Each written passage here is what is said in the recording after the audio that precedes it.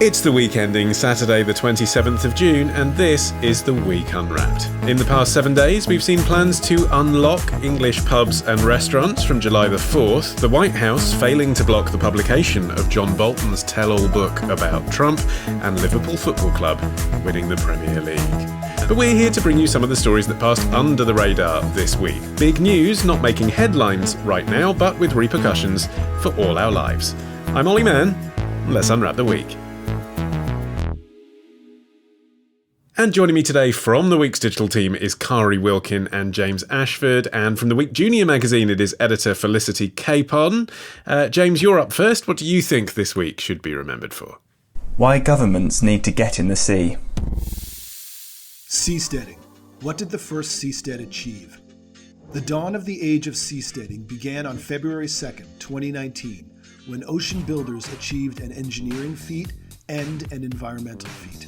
First, they proved a single-family seastead can float stably in international waters for less than the cost of the average American home. Next, they achieved a biodiversity breakthrough. Seasteaders have often claimed that seasteads will be better than sustainable. They will be environmentally restorative societies. This rich new ecosystem was growing on the seastead after less than 2 months.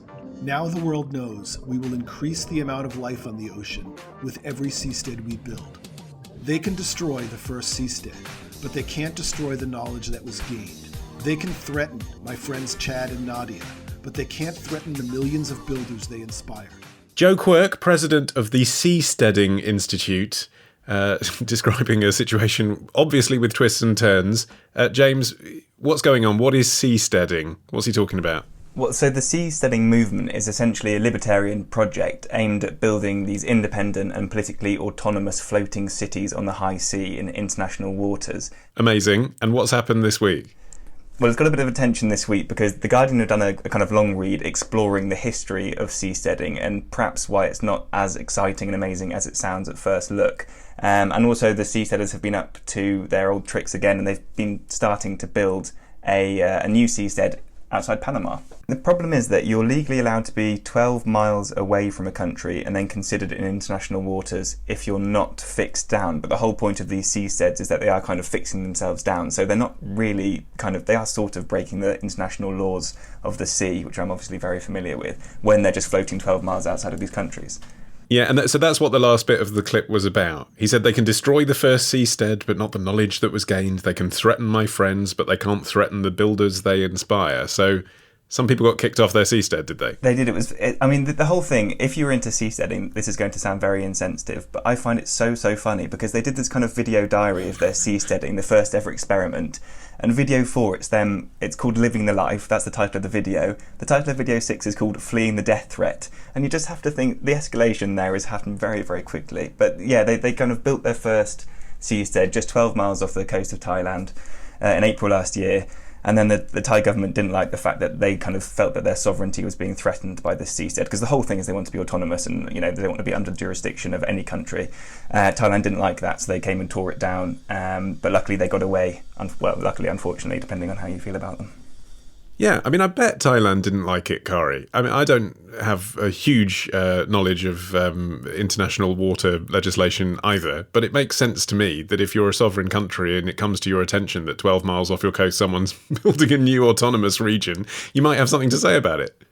Yeah, this couple that actually got chased off the coast of Thailand, they'd actually gone public on social media inviting people to join them and saying that seasteading needs to happen now as tyranny creeps ever more deeply into our governments. So this is a direct challenge of governments. And it's been fueled, as James said, by COVID. The whole government-enforced lockdowns and increased digital surveillance is just fueling suspicions of state control among fringe libertarian groups worldwide. And so this is a direct challenge against that, as well as finding new ways of living. It's quite bizarre though, Felicity, isn't it, that since so many of these people involved in seasteading, and I didn't know anything about this movement either until this week, but having looked into it, do have ties to California. They are American libertarians, that they want to build their communities in a completely different region. If they basically just want a low tax economy and to make their own rules, but they're Americans, why not build it off the coast of California? Well, it's interesting you talk about California because, they've been in the news a lot when it comes to this sort of thing. And there's this ship that I was reading about called Blue Seed, which is a project to station a ship 12 nautical miles off the coast of San Francisco in international waters. And the idea for that is so that potential tech entrepreneurs can start companies near Silicon Valley without the need for US work visas, which are obviously very, very hard to get. So a sort of way of subverting government rules on things like immigration and basically getting the best minds on the job. And I suppose to their mind, their starting point is government gets in the way of innovation and therefore must be evaded. And the idea is that if you're in international waters, you can do whatever you want, you can experiment however you want, you can rip up the rule book and start again. Yeah, this whole movement is very much a Silicon Valley approach to governance. It's societies of technology that can be hacked and improved upon, and basically they're creating startup societies that then compete for citizens in like a free market of ideologies. So they are basically just trying to rip up the rule book, which in some ways is great. You could argue, well, will create freer, more fair societies. But then other people are saying, well, or are these just going to turn into refuges for the wealthy? Is this just going to be a new form of apartheid? Yeah, I mean, freer societies, James, until you need healthcare.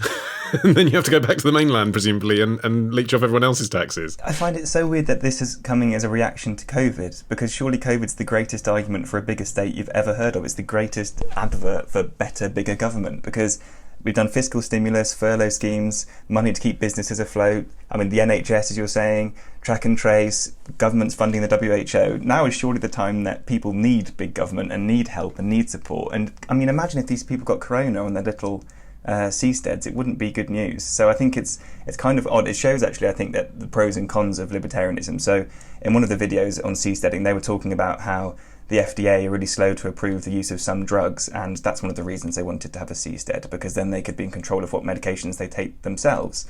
And I just feel like, okay, great, if that's what you really think, if you really think you know more than the FDA, good for you, go and take your medications. But actually, I think having those kind of organisations is really helpful, especially at times when we're suffering like a massive pandemic. But I guess, Felicity, being isolated on your own seastead, yes, if COVID-19 reached your seastead, it wouldn't be good news, but you would be away from the infection. You can see why that appeals.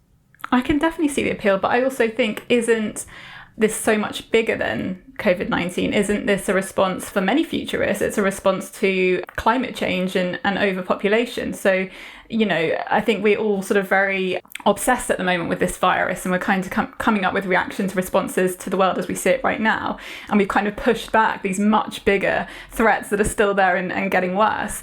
And the idea is that for many low-lying nations around the world, rising sea levels are threatening them anyway. So the idea is that, for them, it makes perfect sense. I mean, I know it sounds a bit pie in the sky, and I can see all the problems that James is suggesting, but the idea of coastal cities, they could either double down on sea defences, but are there other solutions that entire cities themselves take to the seas?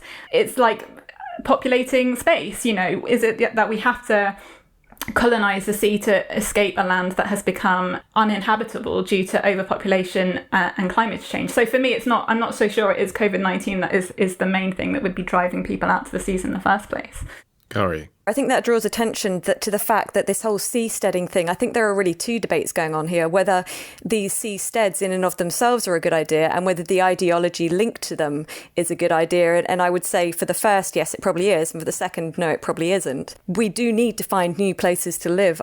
In the next 40 years, the world's expected to build 230 billion square metres in new construction. That equates to adding a New York City every month. So we have to find somewhere to go, basically, without land reclamation and deforestation. So in that sense, seasteading could be a great solution, and it's been backed by UN agencies.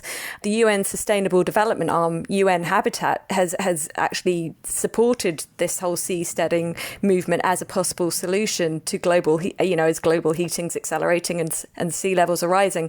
But it's just separating it from that ideology that some of these Silicon Valley backers are pushing. But there's such a huge difference, isn't there, James, between the architectural drawings promised by these entrepreneurs, which look like something out of a kind of Spielbergian vision of the future, and the realities of the ones that are being dismantled, which aren't like 2 sheets of metal and some plastic on a pole. I mean, there is a long way to go. I think, they're essentially kind of a caravan on a stick at the moment, which they're not very glamorous. But I think that's kind of... But the blueprints are like, solar power and self-sufficient hospitals. These people, that's because they're visionaries, aren't they? But they're not necessarily that practical. They've got great ideas and it's wonderful. But the best people in history are the people who have those visions and are very clever, but then also can convert them into reality because they've got some kind of pragmatic or practical bone in their body too.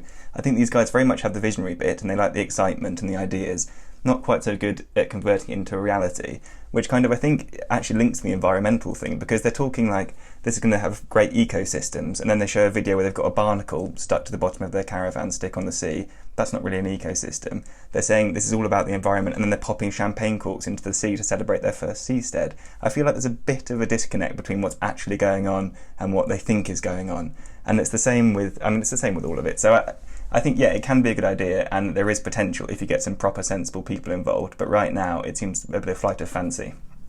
But that practical way of dealing with this, Felicity, that you were kind of hinting at earlier, does exist, doesn't it? If you remove the let's free ourselves from state control vibe, if you just look at what states have built, I mean, there are parts of Mexico, Israel, the UAE, which didn't used to exist and now do because they built things out into the sea. I mean, that happens anyway. Yeah, I mean, maybe it's sort of baby steps and connecting what we can do right now with some big, grand, ambitious vision. So I reckon you could probably extend London quite far into the sea, and that would be quite realistic. And I know Rotterdam, a lot of that is now, a lot of it, there are parts of it that are now floating. So this isn't completely like made up some sort of fictional utopia. There are steps that this is already happening. If you take it back to its bare basics, I think, and if you see it as an extension of cities where you can go out and then retreat back into the city, I don't see why that isn't doable or feasible. It's also, I suppose, a difference between, are you treating this as a nation? Are we bringing in new nation states, which does seem highly problematic and unrealistic, or is it a floating hotel/office, which seems far more likely and doable? So there's variations on how this could work, but I slightly disagree with James. I think you've got to have visionaries and dreamers like in the first place, otherwise we wouldn't come up with anything. Certainly puts a new light on remote working, doesn't it? Kari, you're up next after this.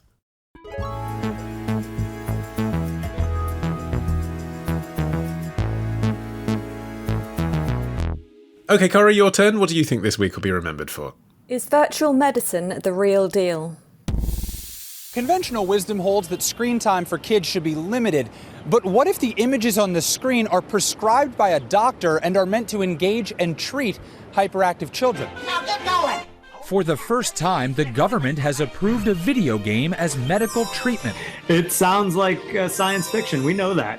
In an historic move, the Food and Drug Administration announced the video game Endeavor RX as a digital therapy. All right, recruit, suit up! A landmark first for attention deficit hyperactivity disorder, ADHD, in children. Will Reeve reporting this week for Good Morning America. Fun fact, that is Christopher Reeve's son. Kari, he was talking about a video game that's been approved by the Food and Drug Administration as a medicine. Explain. Yeah, US doctors can now prescribe this video game for children with ADHD to help treat it. And in fact, since just in the past couple of days, this video game has just received approval to be marketed in Europe, in European Economic Area member countries. So, and basically all of these green lights are coming through in the wake of the publication of the results of 5 studies into this game and how effective it is. And the results are being quite astonishing, actually. So the game's called Endeavor RX. Who are the company behind it? It's a Boston-based biotech firm called Achille Interactive, which is the arm of a London-listed biotech firm. Basically, they've developed this system. It's designed to... Do you want the science? I don't really understand the science, but I can tell you what they've written.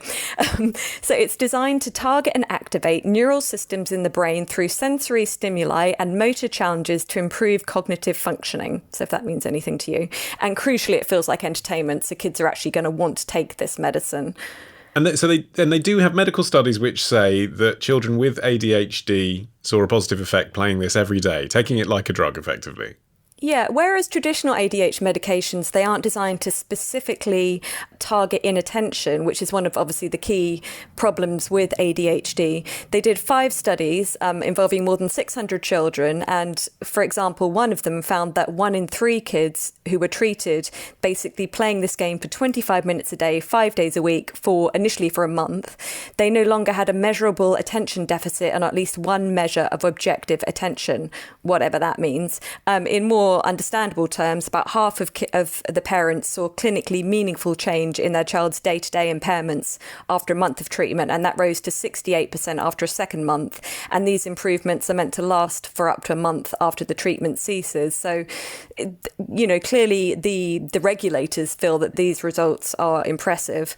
And for example, at least one of the studies has been published in the Lancet. So these are legitimate. On the other hand, it should be pointed out that these studies were conducted by doctors who work for the game's developer. Plus ça change. Okay, so Felicity, you obviously have readers in this age demographic, don't you, who this treatment is aimed at? And I guess The Week Junior probably has a slightly more positive take on video gaming than perhaps media titles aimed at parents and grandparents generally do. Does it come as a surprise to you that a video game might be able to help with a diagnosed condition? I mean, we've certainly talked a lot about video games in the magazine, obviously, because they're so popular.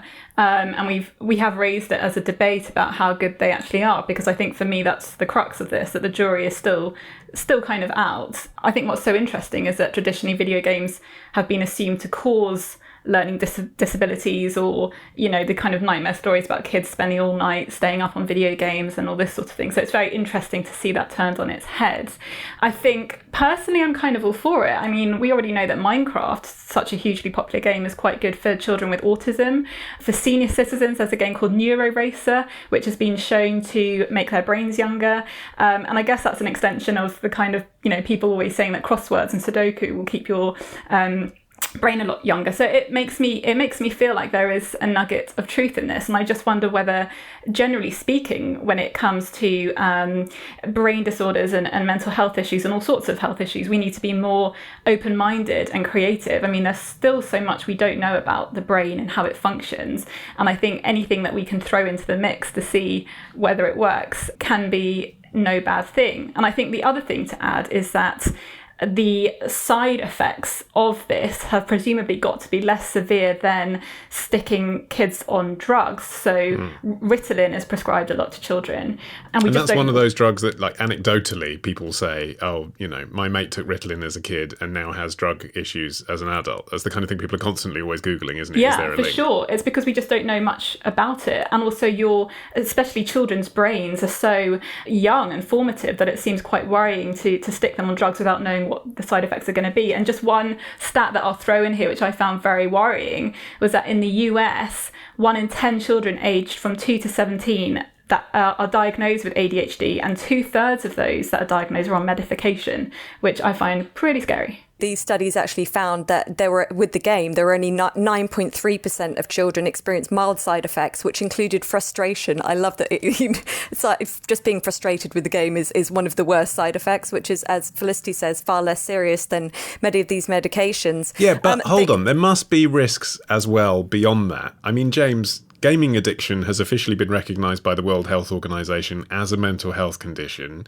Arguably, giving children an iPhone to play with when their behaviour is bad might encourage them to behave badly, not because of the ADHD, but because they realise that they will then be given more time with the iPhone. Children are quite savvy to this kind of thing. So outside of the game and its benefits, this whole system of operating could cause problems. Oh yeah, 100%. I mean, I really agree with you on the internet gaming thing. I mean, that is like, as you say, it's a genuine disorder. And anecdotally, I mean, I've felt like I've played games before and then been like, I want to play the games even though I absolutely hate it and I'm frustrated with it because I'm in lockdown and that's all there is to do. So this is quite a recent anecdote. So yeah, no, I feel like the whole thing about, because it gives you it gives you dopamine hits, and the reward system's flaring every time you hit a bubble in this game or kill someone on Call of Duty. So I understand how your brain gets trained to kind of appreciate the rewards like it does with any other addiction. And I think it becomes an addiction, and it's been labelled an addiction because it has that negative impact on your life. So it becomes something that you don't really want to do, but you're doing anyway because you want to get the hit, basically, just like any other addiction. But to go back to this game, it's actually set up, the makers do actually say it's not to be used separately, it's to be used as part of a program that may include, clinical directed therapy and medication. But also, crucially, the game is set up, it locks after 25 minutes each day, so kids can't play it for longer. So it is strictly controlled. And I think so much of the argument about, gaming addiction and screen time and there's so many scare stories. This week alone, there's a new Ofcom report that says lockdown Britons are spending a quarter of the day online. That's people of all ages. And obviously that's a concern because you do need to go outside and get exercise and that sort of thing. But I think ultimately what it comes down to with screen time, it's not necessarily how long you're spending online, but what you're doing online. And that's the crucial difference. It's the difference between sedentary screen time, where you're just passively watching, TikTok videos or whatever, and active screen-based games that are actually designed to help. And I think, as Felicity was saying, that there are so many medical benefits that can come from this sort of technology. James, you're looking unconvinced.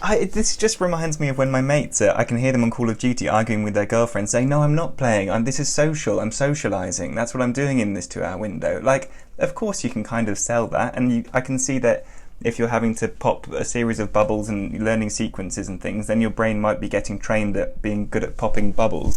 But I actually saw a study which said, relating to what Felicity was talking about with the older people, that when they've tested seniors who are doing these kind of memory game things that are meant to train their brains, they get really good at doing the things they're being trained at doing, like a crossword, but they can't really use their skills for anything else. So they're great at crosswords, not so good at remembering that they have to go and kind of put the laundry up or something. So I don't know how helpful it is. But with children, regardless of the fact that educational psychologists have been involved in the development of all this and the FDA and everything else, Felicity, we know that children, when they sit in front of a video game, do suddenly become a bit more passive and calm. So it does relax people. And you do wonder whether, to an extent, that goes for any video game. And there may be these benefits that haven't been scientifically tested on titles released by the big software houses. It's just that this company has spotted a niche. Let's market it in this way. That's absolutely true. And I wonder whether there's also a point to be made about it might not just be video games, it might be exploring other forms of behaviour that kids need to be more engaged in. Is it the fact that we do force kids to sit down and stare at screens far more than we ever did, and actually they should be out and playing and, all that sort of thing, that would be good for them? I still think there's a lot to sort of work out about ADHD and also so many myths surrounding it. I suppose the other point to make, the cynic in me would say, this is going to be a hugely lucrative market, both for the tech companies involved and big pharma. So you do have to, I think that also needs to come into discussion of like, who's making money out of this, and are there going to be some cynical forces at play? And I imagine that there are. Kari, how do you see this playing out in 10 years' time? Do you think there will be more conditions that are being treated with medical gaming? Yeah, I mean, there's a series of studies on video games and brain function. It's spurred a booming consumer market in medical games that can treat medical conditions. For example, I read about a really exciting one called Snow World, which is set in an icy 3D canyon, and it's been found when used by burn victims, it's been found to reduce pain by up to 50%. So there are all these possible different ways you can use it, and yes, they're all big money spinners. This new Endeavour RX game, it's not just being released on its own. It's not like you download and pay 20 quid. It's part of a whole treatment package where they also provide an app and support for parents. The company haven't actually said how much it's going to cost yet. They're reportedly planning to seek insurance coverage in America. I did find something on their website saying that for a limited time we're providing 3-month access to those who qualify at no cost, but that implies that there are going to be costs further down the line, and presumably they're going to be quite high, and I would guess there is going to be a lot of money to be made in this industry across the board. Okay, well, time will tell. Thank you for that. Felicity, you are up next after this.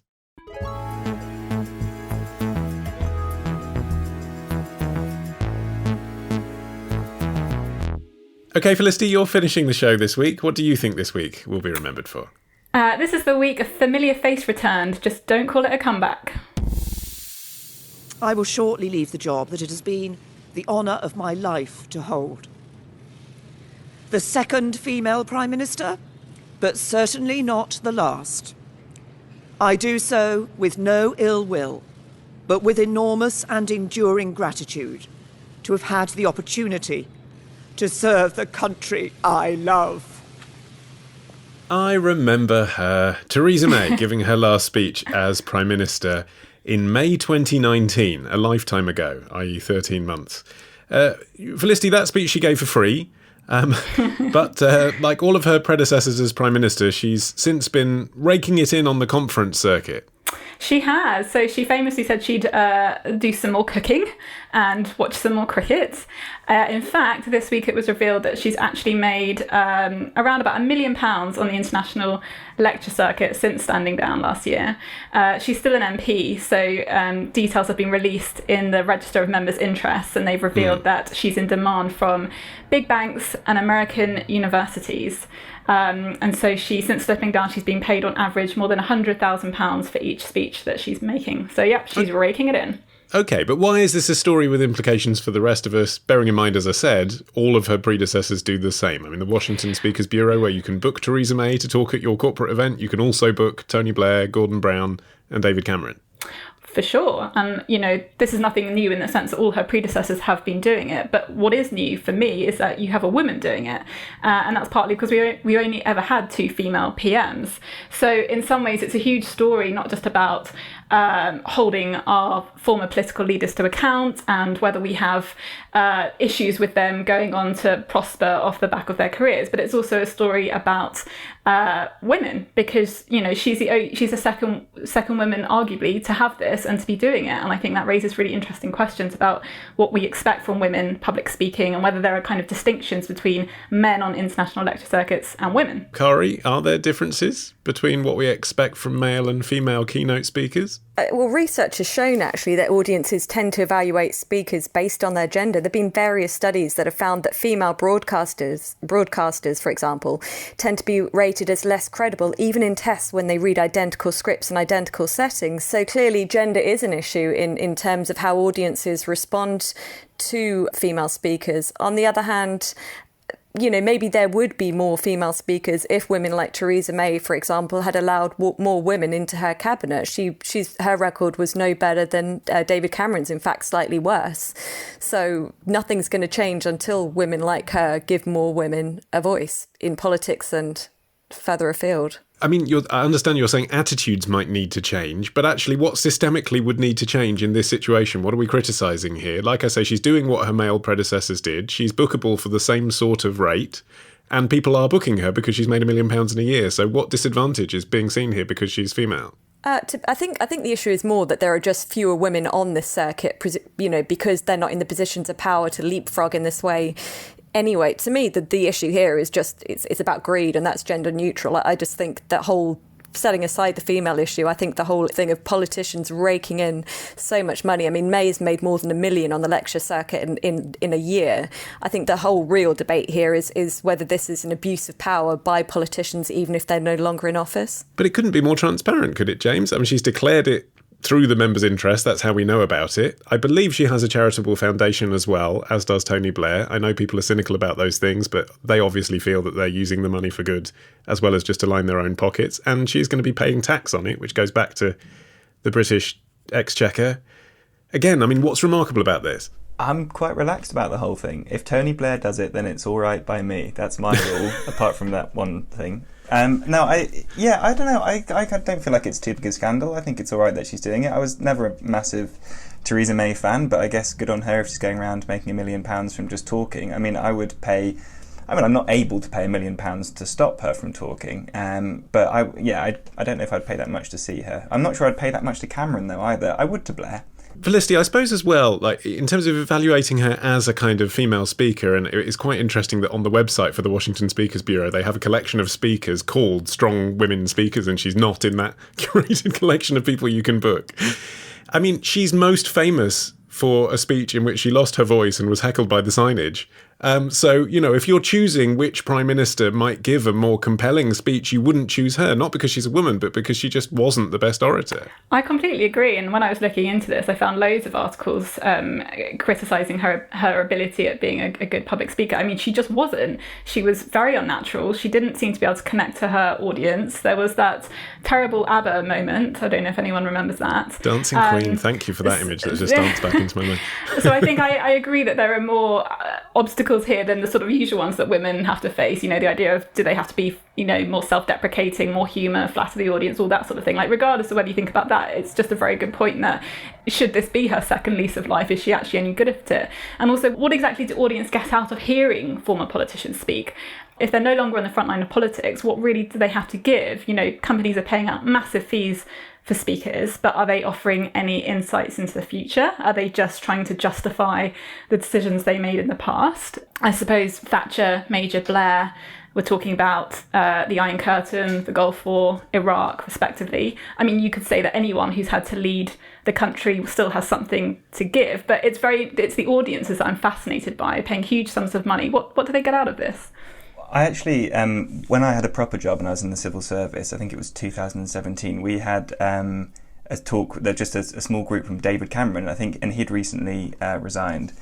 And that, I remember thinking that was really, really interesting, because I hadn't had much time for him when he was Prime Minister, but actually just hearing from someone who had that experience, I suddenly thought, oh yeah, I kind of believe everything you're saying, because it's compelling. It was kind of Chatham House rules, so it was, you know, you felt that he was speaking relatively freely.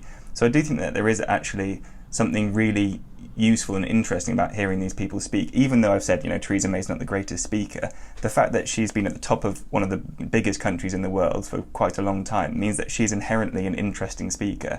And the way she does it might not be amazing, but the things that she can say, the insights that she has, the people she's spoken to, you know, she's met more interesting and influential people in her short time as Prime Minister than most of us will do in our whole lives. So they do have something of interest to say, and they are worth hearing from, I reckon. I don't know whether it's worth 100 grand. But don't you also have to ask what else big businesses are getting out of this? They're not just getting insights and ideas. You know, you can argue that they're seeking to buy political influence, you know, and you can argue that politicians are basically being given paybacks for previous political decisions. I think, you know, there's so many... You can get that for 12 grand. But there are so many murky areas here. I mean, Hillary Clinton had all sorts of trouble when she was running for the presidency in the US in 2016 because she and Bill Clinton had made so much money before on the lecture circuit, and it creates so many sort of conflicts of interest, and those conflicts of interest don't stop when you leave office. Aren't you just seeking a conspiracy where there doesn't need to be one, though, talking about seeking influence? Isn't it just more about legitimacy for those employees who are there? Like James just said, you know, if you work, I mean, the civil service is a bit different, obviously, but if you work for a bank and a former Prime Minister comes to address the bank, it makes you think, oh, we work for a really cool place, you know, this place has worth, people want to come and talk to us. And that's what it's about, isn't it? It's just about G'ing up your employees. You really think that companies are paying this much money just to G up their employees? I do think it's buddying up with political parties, and, you know, at the risk of sounding paranoid, I don't think it's entirely innocent. And also, it is just going. Sounds naive, but it's just repulsive that people, no matter how well they did their job, can make so much money. And, you know, and you talk about, you know, their help setting up charitable foundations and everything. But remember the hoo-ha in 2015 when Tony Blair pulled out of speaking at the World Hunger Forum because the organisers couldn't meet his 330 grand fee. I mean, that comes down to cold hard cash. There must have been a misunderstanding. I don't believe he would do that. I mean, the question is whether it's good value as well, Felicity. I mean, I know we're talking telephone numbers here, but those are the kind of figures we're looking at. George Osborne, former Chancellor, he gets 650 grand a year for advising BlackRock, and that's not even his day job. But then you think, well, if they've got much more access on a personal basis to his advice as a former Chancellor, that's got to be worth more than 6 speeches from Theresa May. Yeah, I totally get it. And I think there's the other point about, I suppose so many people also want to get these former leaders or politicians off the record to kind of divulge some juicy gossip or something like that. I mean, that's another big thing. I'm so torn on it because on the one hand with Theresa May, I sort of think, well, sure, you know, play them at their own game. Why can't she go off and make the same amount of money as her male predecessors? On the other hand, I don't quite understand what value she's going to give. And I suppose it is a bit pious and it is a bit po-faced, but I slightly agree with Kari that, I mean, especially for someone like George Osborne, who presided over, you know, decades of austerity, to go off and cash in as much money as he possibly could, and also just to kind of, you know, float into any career he wants, becoming editor of the Evening Standard, which I think sticks in the jaw of many people.